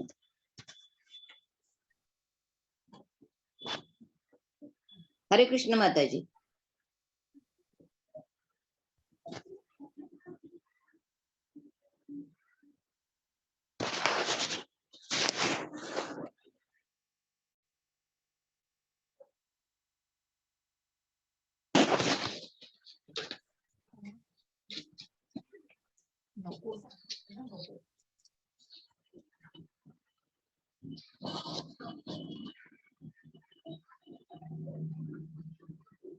सॉरी, दोन ठिकाणी ऍक्च्युली सॉरी. तर कशा प्रकारे भगवंत प्रकट होत आहे. मग हे भगवंत प्रकट होण्याचा तो तो तो प्रसंग दाखवलेला आहे आपल्याला या चित्रामध्ये, की ज्या वेळेला वासुदेव देवकीला कंस महाराज स्वतः घेऊन जात असतात, जेव्हा त्यांचं लग्न झालेलं आहे, आणि अशा वेळेला जेव्हा आकाशवाणी होते की देवकीचा 8वा पुत्र तुला ठार मारणार आहे, अशी आकाशवाणी ऐकल्यानंतर कंसाचा तिथे कुठेतरी जो काही शिगेला गेलेला आहे आणि त्यांनी देवकी मातीचे केस पकडून तिला मारायला सुरुवात केलेली आहे. आणि त्याच ठिकाणी कुठेतरी धर्माचा ऱ्हास व्हायला लागलेला आहे. आणि म्हणून त्या धर्माचरणाचा जिथे ऱ्हास होतो तिथे भगवंत प्रकट होत आहेत. त्यावेळीच जिथे अधर्माचं वर्चस्व होतंय त्यावेळीच भगवंत तिथे प्रकट होणार आहेत. आणि म्हणूनच ती भावना तिथे प्रकट झालेली आहे, ज्या देवकी मातेच्या पोटी जन्म घेणार होते भगवंत. आणि म्हणूनच परित्राणाय साधूनां विनाशाय च दुष्कृतां धर्म संस्थापनार्थाय संभवामी युगे युगे. हरे कृष्ण माताजी. हरे कृष्ण. भक्तांचा उद्धार करण्याकरिता आणि दुष्टांचा विनाश करण्याकरिता, तसेच धर्माची पुनर्स्थापना करण्याकरिता मी स्वतः युगायुगात प्रगट होतो. हरे कृष्ण. अशा प्रकारे बघा की ज्या कंसाचा ज्यांनी वध केलेला आहे, ज्या अधर्माचं ज्याचं वर्चस्व गाजत होतं, त्या कंसाचा वध करण्याकरता म्हणूनच भक्तांचा, ज्या प्रल्हाद महाराजांचं मी उदाहरण दिलं, की या भक्तांच्या संरक्षणासाठी, दुष्टांचा विनाश करण्यासाठी आणि ज्या युद्धाच्या मार्फत ज्या अधर्मी व्यक्तींना ठार मारून धर्माचं प्रस्थापन करण्यासाठी, धर्म प्रस्थापित करण्यासाठी मी प्रकट होतो आहे. मग खूप सुंदर श्लोक आहे हो हा. मग अनेक जन्म घेतले जातात अहो, की ज्या कर्मानी, मग जसं माताजी म्हणाल्या, की ज्या कर्मानी प्रत्येक जण जो जन्म घेत असतो, ही कर्माची गुंतागुंत तर आपल्याला जाणायची अजून 5व्या अध्यायामध्ये, उद्याच्याही अध्यायामध्ये आपण उद्याच्याच 5व्या अध्यायामध्ये. मग या कृष्णांना कसं जाणायचं आहे? कोण कृष्णांना जाणू शकतो? जन्म कर्म च मे दिव्यम यो वेत्ति तत्त्वतः. जन्म कर्म च ये जन्म कर्म च मे दिव्यम एवं यो वेत्ति तत्त्वतः त्यक्त्वा देहं पुनर्जन्म नैति मामेति सोऽर्जुन. हरे कृष्ण माताजी. हरे कृष्ण. जो माझ्या जन्माचे आणि कर्माचे दिव्य स्वरूप जाणतो, तो देह त्याग केल्यानंतर या भौतिक जगतात पुन्हा जन्म घेत नाही. तर हे अर्जुना, तो पुन्हा माझ्या शाश्वत धर्माची प्राप्ती करतो. हरे कृष्ण. मग जे कोणी हे जाणता आहेत, जे हे अजन्म आहेत, भगवंत अजन्म आहेत आणि भगवंतांचं कर्म, मग भगवंतांना भक्तवत्सल आहेत हो भगवंत.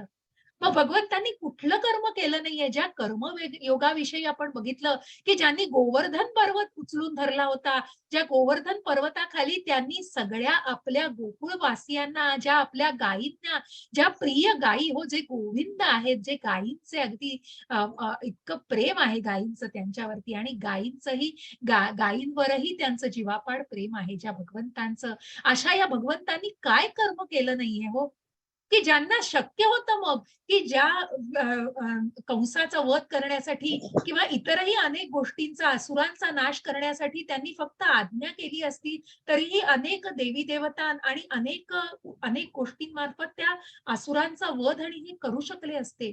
परंतु त्यांना स्वतः ज्यांनी प्रकट झालेले आहे, ज्यांना भक्ताशी संलग्नता साधायची आहे आणि जे भक्त भगवंतांना विशेष आहेत, अशा या भक्त वत्सल भगवंतांना आपल्याला जाणायचंय. आणि जो हे दिव्य स्वरूप जाणतो आहे, तो निश्चितच पुन्हा या भौतिक जगतामध्ये अडकणार नाही. कारण ज्यांनी या पुरुषोत्तमांना जाणलंय, जे कारणांचे कारण आणि परम दिव्य असे हे अजन्म आहेत, ज्या आध्यात्मिक अशा भगवंतांच्या शक्तीला आणि ज्या भगवंतांनाच ज्यांनी जाण्याचा प्रयत्न केला आहे, तो निश्चितच पुन्हा भौतिक जगात परतून येणार नाही. तो निश्चितच त्या भगवंतांच्या धामाची प्राप्ती करू शकतो. मग कशा प्रकारे मी 2 मधला फरक सांगितला, की जे भगवंतांचं रूप आहे हे कुठेतरी खूप कायमचं रूप आहे आणि आपलं रूप हे तात्पुरतं आहे, कर्म तात्पुरतं आहे.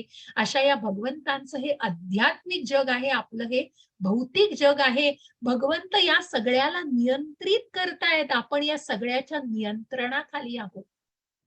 कारण त्या भौतिक प्रकृतीची पण निर्मिती भगवंतांनीच केली आणि त्या आध्यात्मिक प्रकृतीची निर्मिती ही भगवंतांनीच केलेली आहे.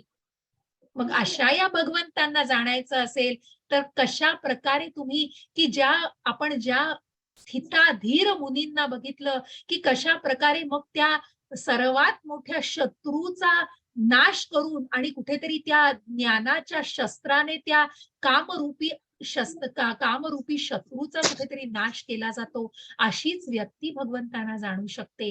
परंतु ज्यांनी मत्सर केलेला आहे भगवंतांना, मग जसं भगवंतांना बघितलं गेलंय, जसं भगवंतांशी वागलं गेलंय, त्याच प्रकारे भगवंतांचा प्रतिसाद येतोय. वीतराग भय क्रोधा मन्मया मामुपाश्रिताः बहवो ज्ञान तपसा पूता मद्भाव मागताः ये यथा मां प्रपद्यन्ते तांस्तथैव भजाम्यहम् मम वर्तमानुवर्तन्ते मनुष्याः पार्थ सर्वशः.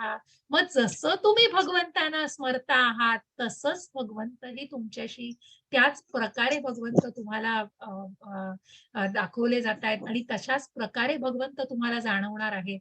हरे कृष्ण माताजी. हरे कृष्ण.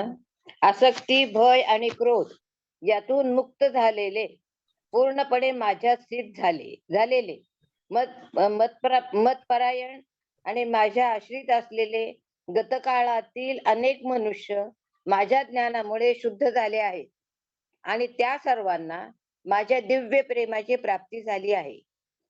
जे ज्या भावनेने मला शरण येतात त्याला अनुरूप असे फळ मी त्यांना देतो. हे पार्थ, सर्वजण माझ्या मार्गाचे सर्व प्रकारचे अनुसरण करतात. हरे कृष्ण. हरे कृष्ण.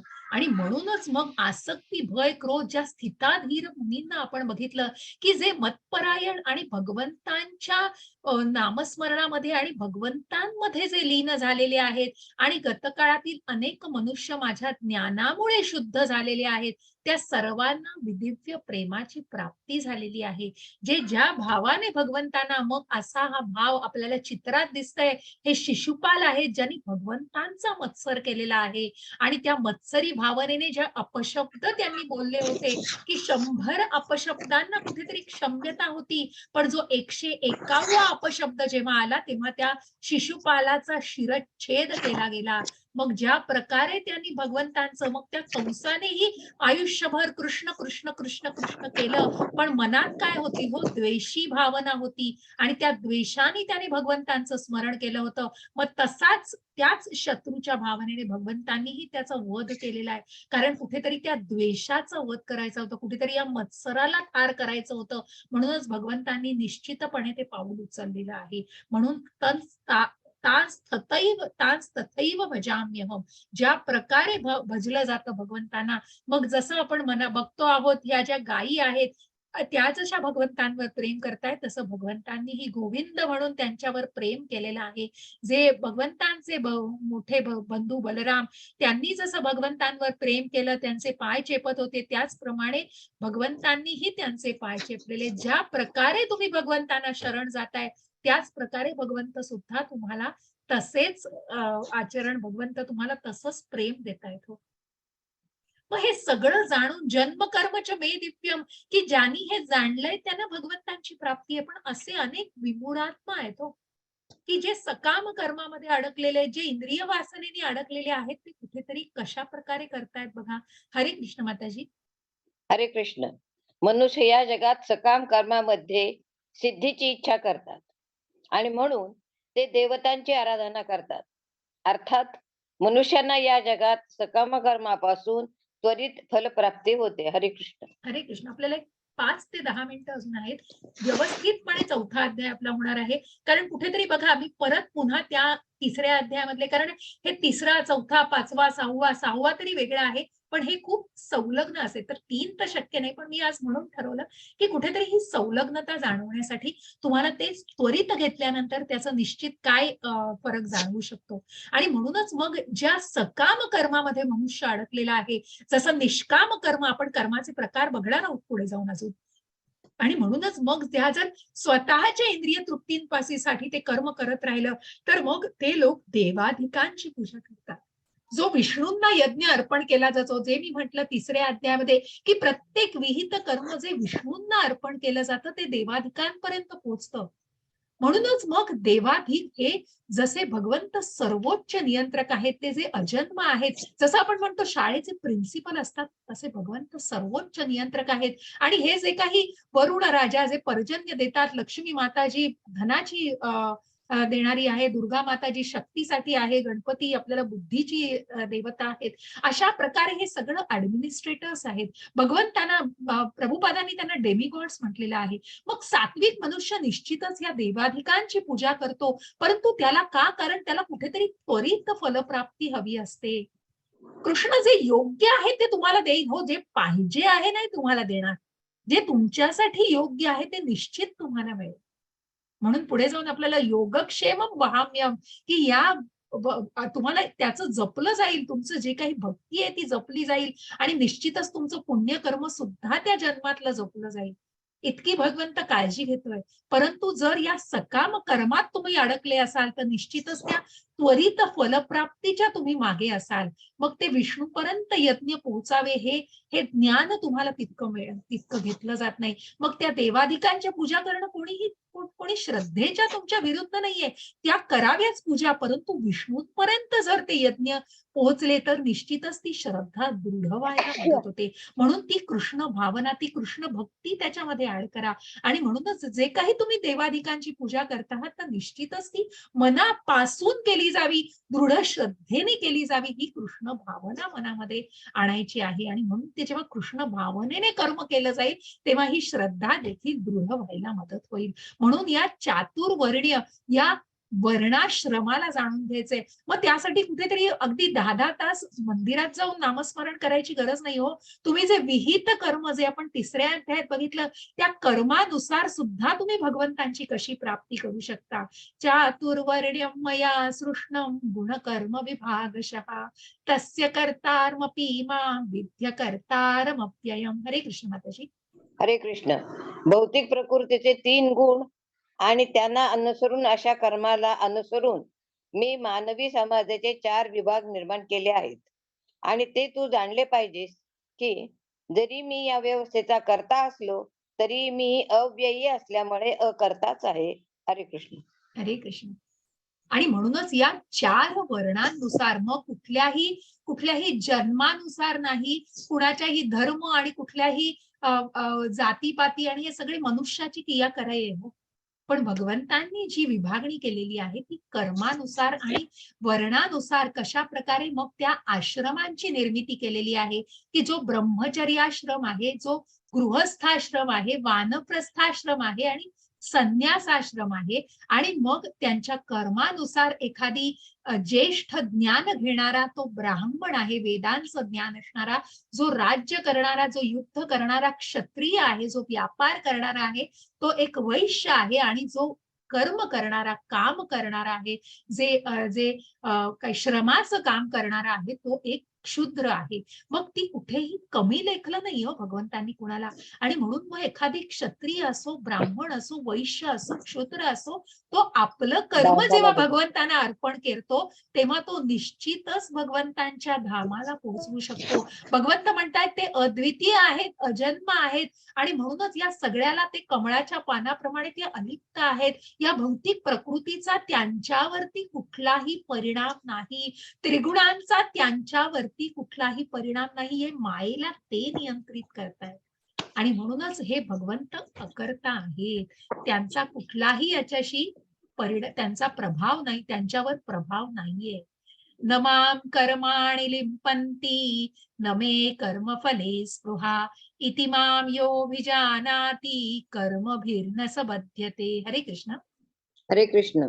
कोणत्याही कर्माने मी बद्ध होत नाही, तसेच मला कर्मफलाचीही आकांक्षाही नाही. जो माझ्याबद्दलचे हे सत्य जाणतो तो सुद्धा कर्मफलाने बद्ध होत नाही. हरे कृष्ण. हरे कृष्ण.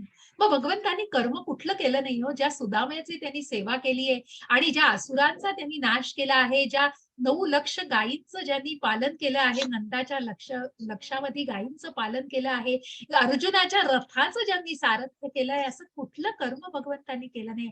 पण हे सगळं कर्म करून भगवंत म्हणतायत की त्यांचं उदाहरण तर दिलं, पण जी भक्त वत्सल आहेत, ज्या भक्तांच्या, मग ह्या सगळ्यातनं भगवंतांना काय हवंय, त्या भक्तांचा सहवास हवाय हो.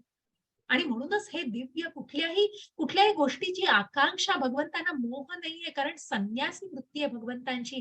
अद्वितीय भगवंत अद्वैत आहेत आणि म्हणूनच तसे अजन्म असल्यामुळे त्यांना कुठल्याही गोष्टींचा मोह नाहीये. या भौतिक प्रकृतीतल्या कुठल्याही त्रिगुणांचा त्यांच्यावरती प्रभाव नाहीये. पण हे कोण जाणतोय सत्य? मग मायावादी तर्कवादी लोक म्हणतायत की भगवंत फक्त मनुष्य रूपात येतात पृथ्वीवरती आणि पुन्हा ते एक शक्ती आहेत.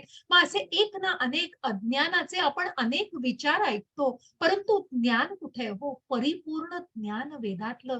ज्यांनी वेदांना जाणलंय पण कृष्णांनाच जाणलं नाही, वेदांचा अंत हे भगवंत आहे. मग ज्यांनी वेदांचा अभ्यास केलाय पण त्या कृष्णालाच जाणलं नाही तर काय त्या वेदांच्या अभ्यासाचा उपयोग? आणि म्हणूनच मग कुठल्याही कर्मफलांनी तो बद्ध होत नाही, जेव्हा हे दिव्य तो जाणतो, हे सत्य तो जाणतो, हे भगवंतांच्या कर्माविषयी, दिव्य जन्म आणि दिव्य कर्माविषयी तो जेव्हा जाणतो तेव्हा निश्चितच तो पुन्हा उलटून या भौतिक प्रकृतीत येत नाही. कर्मणो ह्यपि बोधव्यम बोधव्यंच विकर्मणः अकर्मणश्च बोधव्यम गहना कर्मणो गतिः. हरे कृष्ण माताजी. हरे कृष्ण. कर्माच्या गुंतागुंती समजणे अत्यंत कठीण आहे.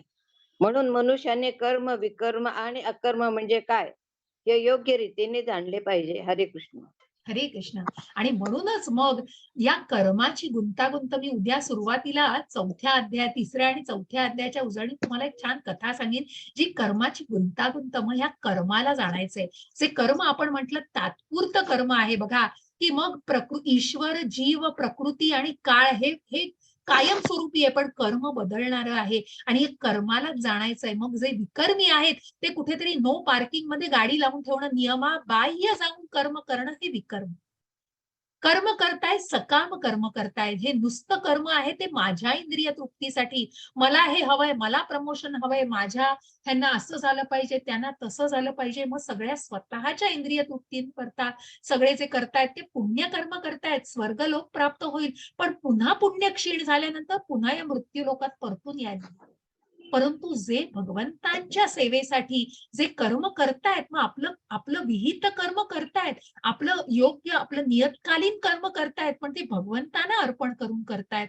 मग ते कर्मापासूनचं फळ सुद्धा त्यांना आपोआप मिळेल हो. परंतु तिथे कृष्ण आहे आणि म्हणूनच ते निष्काम पद्धतीने केलं जात आहे. आणि म्हणून ते कर्म करायचंय, पण ते फळाच्या अपेक्षेविना करायचंय. जर तसं ते केलं, फलदायी क्रिया पुनर्जन्म हे जाणतात. आणि म्हणूनच मग जर ते कर्माच्या फळाच्या अपेक्षेने केलं, तर त्या कर्मफळांचे भोगही तुम्हालाच भोगायचे. पण जर भोगतारम भगवंत भोगता आहे आणि मग ते कर्म जर भगवंतांना अर्पण केलं, तर त्या कर्माची फळं पण भोगायला लागत नाहीये. म्हणूनच त्या बंधनात पण अडकायला लागत नाहीये. पुन्हा त्या भौतिक जगात या मृत्यू लोकात परतूनही यायला नाही लागणार. पण हे सगळं ज्ञान कसं घ्यायचंय हो? हे ज्ञान कुठेतरी कर्म करताना ते निष्काम कर्म करण्यासाठी कुठेतरी ते गुरु, शास्त्र आणि साधू यांना पडताळून करायचंय. मगच ते कुठेतरी या फळांच्या अपेक्षेविना केलं जाईल. कृष्णाच्या भक्ती सेवेसाठी केलं जाईल. कृष्ण भावना भावित केलं जाईल. म्हणून इथेही प्रत्यक्ष भगवंत उदाहरणासह सांदीपनी ऋषींच्या आश्रमात हे ज्ञान जेव्हा एका उत्तम गुरुकडून घेतलं जातं, तद्विधी प्रणिपातेन परिप्रश्नेन सेवया उपतेक्षन्ति ते ज्ञानम ज्ञानी नस्तत्वदर्शिनः. हरे कृष्ण माताजी. हरे कृष्ण. आध्यात्मिक गुरुकडे जाऊन तत्व जाणण्याचा प्रयत्न कर. नम्रपणे त्यांना प्रश्न विचार आणि त्यांची सेवा कर. आत्मसाक्षात्कारी व्यक्ती तुला ज्ञान प्रदान करू शकतात, कारण त्यांनी तत्व जाणलेले असते. हरे कृष्ण. हरे कृष्ण. अशा या उत्तम गुरुचं मार्गदर्शन मिळालं पाहिजे, तर ते ज्ञान ज्यांना दृष्टांत झालेला असतो, ज्यांनी भगवंतांना योग्य प्रकारे जाणलेले असतं, अशाच व्यक्ती तिथे तुम्हाला ते ज्ञान देऊ शकतात. म्हणून एखादा उत्तम गुरु, शास्त्र आणि साधू याच्या आधारे जेव्हा हे कर्म केलं जातं, तरच ते निष्काम कर्माकडे नेलं जातं. ते अकर्माकडे, म्हणजेच निष्काम कर्म हे अकर्माकडे वाटचाल करतं. कारण ते कुठेतरी भगवंतांना अर्पण केलं जातं. ते कर्मच भगवंतांना अर्पण केलं जातं. जिथे भगवंत प्रत्यक्ष स्वतःच्या उदाहरणासह सांगतायत, की ज्यांनी सांदीपनी ऋषींच्या आश्रमात राहून या तत्वज्ञानाला जाणलेलं आहे. असे हे भगवंत स्वतःच्या उदाहरणं आदर्श बनून त्यांचं अनुसरण करावं, अशा या व्यक्तींचं असे हे स्वतः मनुष्य रूपामध्ये स्वतःला उदाहरण म्हणून दाखवतायत. अशा या तत्वांना जाणायचं आहे, अशा या परम तत्वाला आपल्याला जाणायचं आहे. इति चतुर्थोध्याय समाप्तः. असं हे तिसरा आणि चौथा कुठेतरी कर्मयोग आणि ज्ञानयोग, ज्ञानाने कर्माकडे जायचंय, कर्म घेऊन त्या कर्माला कशा प्रकारे, तर ज्ञानाला घेऊन ते आचरण कर्मयोगाच करायचंय. अशा प्रकारे ही संलग्नता जाणून इति चतुर्थोध्याय समाप्तः. इथे आपण चौथा अध्याय समाप्त केलेला आहे. कुणालाही काही प्रश्न असतील तर विचारा. मी रेकॉर्डिंग थांबवते आणि तुम्ही प्रश्न विचारू शकता.